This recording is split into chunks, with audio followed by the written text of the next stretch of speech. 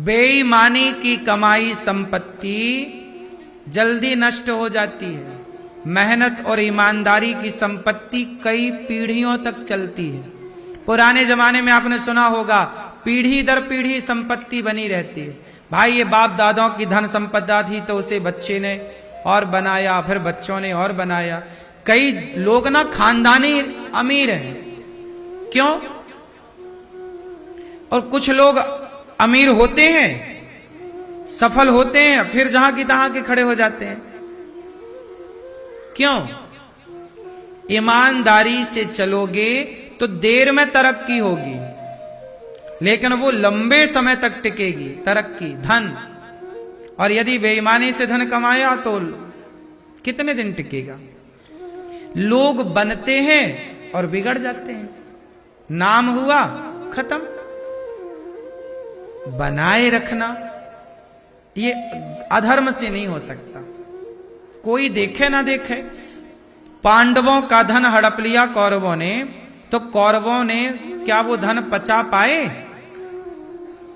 लोग बेईमानी करते जरूर हैं साहब, लेकिन बेईमानी पचती नहीं, किसी को नहीं पचती। आप में से किसी का पेट ऐसा नहीं बनाया ईश्वर ने जो बेईमानी का धन पचा सको।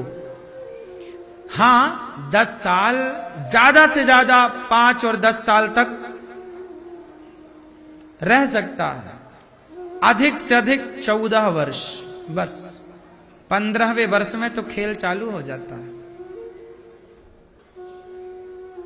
हाँ या ना?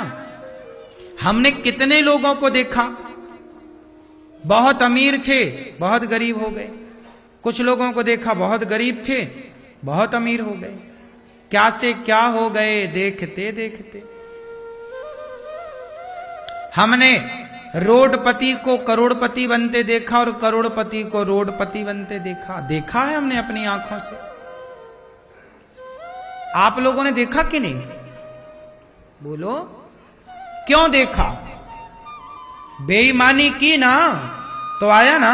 काहे जब तुम करोड़पति थे तो रोडपति काहे आ गए? क्योंकि तुम करोड़पति बने ही बेईमानी करके थे, तब तो चला गया। ईमानदारी से बने होते तो क्यों जाता? ईमानदारी की संपत्ति कहीं नहीं जाती। तुम ताला खोल दो, ईमानदारी का है, मेहनत का है, चोर भी नहीं चुरा सकता। ईमानदारी का पैसा, मेहनत का पैसा किसी को पचेगा ही नहीं। ले जाएगा तो वापस देना पड़ेगा उसके बाप को। पहले की संपत्तियां ईमानदारी की थी, मेहनत की थी। आज की संपत्तियां बेईमानी की ज्यादा है। आज बताओ, जितने भी कुछ परसेंट, 5% छोड़ दो, 95% लोग बेईमानी कर रहे हैं कि नहीं? बोलो हाँ। आज पूरे बाजार में पैसा बेईमानी का ज्यादा है।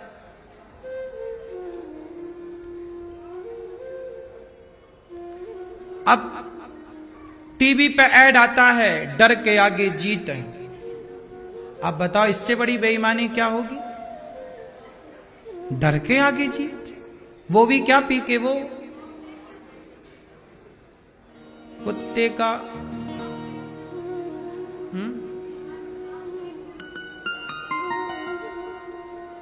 दाने दाने में केसर का दम। इससे बड़ा झूठ हो सकता है? बोलो भाई, है उसमें दम केसर का? केसर का दम तो केसर में होता है साहब, गुटके में नहीं होता। लेकिन बिक तो इसी नाम से रहा है। बेईमानी है कि नहीं है? झूठ है कि नहीं है? लेकिन एक बात याद करना, ये सारे बेईमानी करने वाले लोगों का बैकग्राउंड चेक करना। इनके आखिरी अंत में ना रोने वाला कोई नहीं बचता। जितने ये बेईमानी करके धन्ना सेठ बनते हैं, इनका एक बार घर तो देखो झांक कर। बाहर से बड़े बड़े महल होते हैं, भीतर कोई रोने वाला नहीं है। क्यों नहीं समझते आप लोग इन बातों को? बड़े बड़े महलों में बड़े बड़े महल दिखाई पड़ते हैं, लेकिन भीतर जाके देखो, अमीर लोग, बड़े अमीर, गलत काम करके अमीर हो गए ना, अंदर झांक कर देखो, कहीं पत्नी चली गई भाग गई, कहीं बेटा चला गया, बुढ़ापा है, कोई पानी देने वाला नहीं है। हमने खूब स्थितियां देखी हैं ये सब। आदमी जवानी में तो खूब गर्म खून में उल्टे काम करता है, कौन देखेगा, अरे देख लेंगे भगवान, हम तो ब्रह्मा को नहीं डरते, लोग ऐसे कहते हैं। लेकिन जब समय आता है ना तो अच्छी अच्छी अकड़ निकल जाती है। ईश्वर की अदालत से बचा कौन? ईश्वर की आंखों से कौन बचा कि तुम बच लोगे? इसलिए ज्यादा अकड़ ना रखो, सब ईश्वर देख रहे हैं। और आप बिल्कुल परेशान ना हुआ करो कि वो तो बेईमानी कर रहा है, करने दो उसे बेईमानी। तुम चुपचाप देखते रहो कि उस बेईमानी का कितने दिन बाद परिणाम आएगा। तुम ना करना बेईमानी, तुम धन्ना सेठ बनने के चक्कर में गलत ना करना, वरना तुम्हारा भी हाल बिगड़ जाएगा। आजकल का लड़का, आजकल की लड़कियां और लड़के और यूथ और आज का समाज जल्दी से सबको धन्ना सेठ बनना है। आजकल मेहनत कोई नहीं करना चाहता, सब लोग मोबाइल पे जुआ डाउनलोड कर लेते हैं और सब लोग आज के नौजवान लड़के ऑनलाइन जुआ खेल रहे हैं। उनको लगता है लाख 2 लाख कमा लेंगे, ऐसे ही कमा लेते। तुम्हें देने के लिए बैठे होते वो जुआ कंपनी के ऐप कंपनी वाले, तो वो गरीब ना हो जाते? वो करोड़पति नहीं अरबपति हो गए, तुम हो गए झंडू बाम।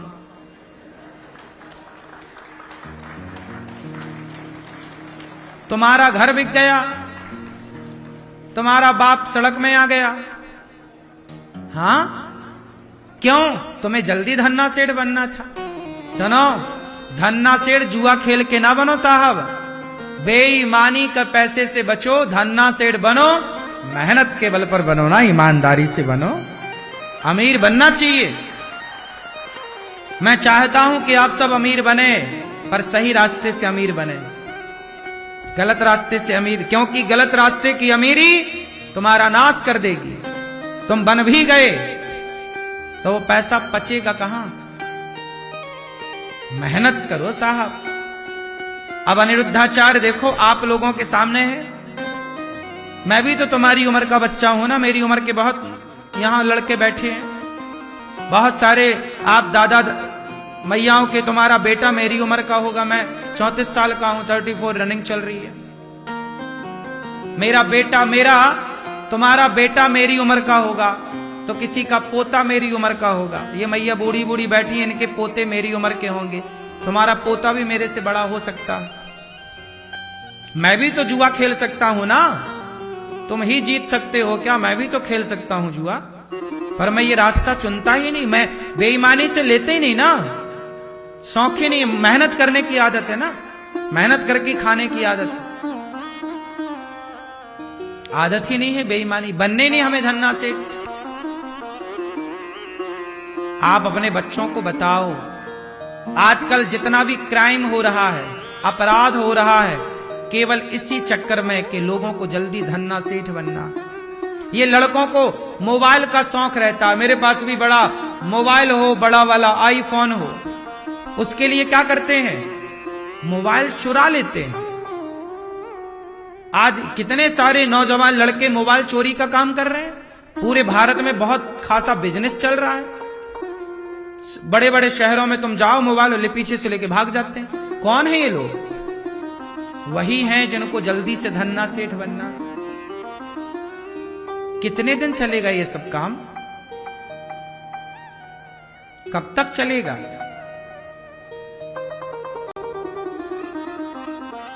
कभी ना करना साहब। चोरी बेईमानी से बचो। सोना पड़ा हो सामने, आंखें बंद करके आगे चले जाओ, ये ईमानदारी है। किसी का धन पड़ा है, पड़ा रहे, मैं कभी नहीं उठाता। मेरे सामने लाख रुपए नहीं करोड़ पड़ा हो, मैं रास्ता बदल देता हूं, कभी नहीं उठाता। किसी का 1 रुपए पड़ा हो या 1 करोड़, मैं नहीं देखता उसकी तरफ। मेरी मेहनत का 100 रुपए है, वो 100 रुपए मैं लेना पसंद करूंगा ईमानदारी का। मुझे चाहिए ही नहीं बेईमानी का, तुम ले जाओ।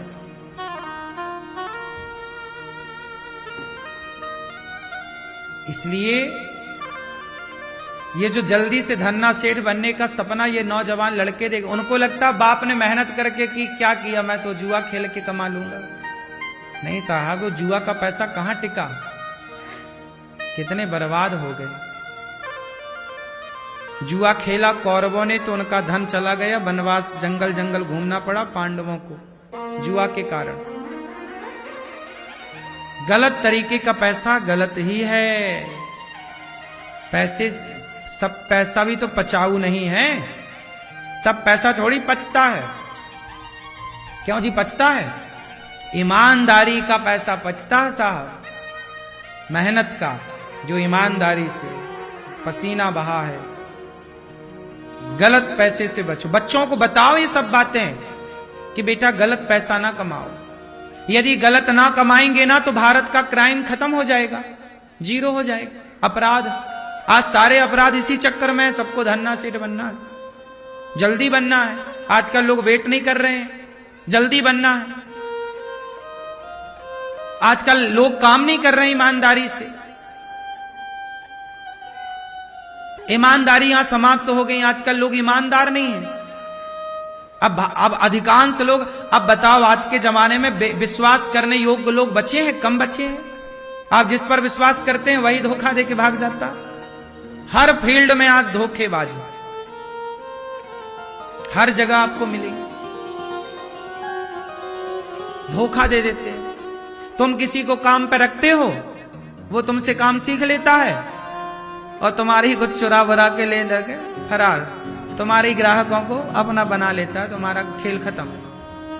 मतलब बेईमान, वो मतलब जिस पत्तल पर खाया छेद कर दिया। ऐसे लोग हैं या नहीं? बोलो। तुमने किसी को बेटा समझ के घर में रखा और वही तुम्हारे घर की बहन बेटियों को गलत तरीके से देखने लग गया। बोलो हाँ नहीं? ये क्या है? ये विश्वासघात है। हमने तुम्हें अपने घर में रखा, बेटे की तरह प्यार किया, तुम्हारे अच्छे जरूरतें पूरी की, कपड़ा लत्ता दिया, पैसे दिए, चल तुम्हारा भी बन जाए, तुम्हारे लिए सब कुछ किया, और आखिरी में तुमने बहन बेटियों को गलत तरीके से देख लेते हैं या भाग जाते हैं, लेके पैसे ले लिए भाग गए, अब तो मिल ही गए। ये सब कुछ नोट हो रहा है बेटा, सब कुछ। ये रास्ता ना अपनाना। मेरा सिद्धांत बचपन का रहा है, पता नहीं ईश्वर ने मुझे ये विचार देके भेजा है इस धरती पर। मेरे ऊपर किसी के यदि 100 रुपए भी आ जाएं, यदि मैं 100 रुपए का भी कर्जेदार हो जाऊं तो मैं छटपटा जाता हूं कि कितने जल्दी इसका चुकाऊं। जब तक चुक ना जाए चैन नहीं आता। किसी का 1 रुपए मेरे ऊपर कर्जा नहीं, किसी, आज तक देखिए इतनी सारी सेवाएं चल रही है ना, मैं कर्जा लेके नहीं करता काम। मैं कर्जे से बहुत बचता हूं, डर लगता है मुझे कर्जे से। किससे डर लगता है? मैं बैंक के कर्जे से भी डर लगता है मुझे। डर मतलब ये नहीं, डर इस बात का कि मैंने आपसे पैसा ले लिया और यदि मैं मर गया, मैं चुका ना पाया, तो मुझे अगला जन्म तुम्हारे पैसे चुकाने के लिए कुत्ता बन के आना पड़ेगा। और मैं तुम्हारे इस पैसे के चक्कर में अपना जीवन नहीं बिगाड़ना चाहता, अपना परलोक नहीं बिगाड़ना चाहता। ये मानव का जीवन बड़े अच्छे कर्मों के लिए ईश्वर ने दिया है। मेरे ऊपर किसी का कोई कर्जा नहीं, इसलिए निश्चिंत हो। मैं उतना ही खर्चा करता हूं जितनी मेरी औकात है। गौरी गोपाल जब बना तो मैंने बैंक से लोन लिया, बैंक से लोन लेना पड़ा, पैसे नहीं थे, बनाना था, माताएं थी तो कहां रखता, लेना पड़ा। 15 साल का लोन, 15 साल के लिए लोन लेना, 15 साल के लिए लोन लिया था मैं। लेकिन मुझे 15 साल के लोन को मैंने जल्दी जल्दी कोशिश की, मेहनत की, और मैंने उस पैसे को जल्दी चुका दिया 4-5 साल में ही। मैंने कहा कर्जा नहीं रखना। जिंदगी जितना हम नमक रोटी खाएंगे और क्या होगा, हमें नहीं खाना रबड़ी, नहीं खाना रसमलाई, लेकिन कर्जा होगा ना तो मजा नहीं आएगा। जब आप निश्चिंत होके दाल रोटी खाते हो ना साहब, वो दाल रोटी भी लगती है, और टेंशन लेके 56 भोग खाओ ना तो भी लगता नहीं है। बात सही है कि गलत है? हाँ, हम कहते हैं बिल्कुल नमक रोटी खाओ साहब, दिक्कत नहीं है, चटनी खाओ टमाटर की रोटी के साथ।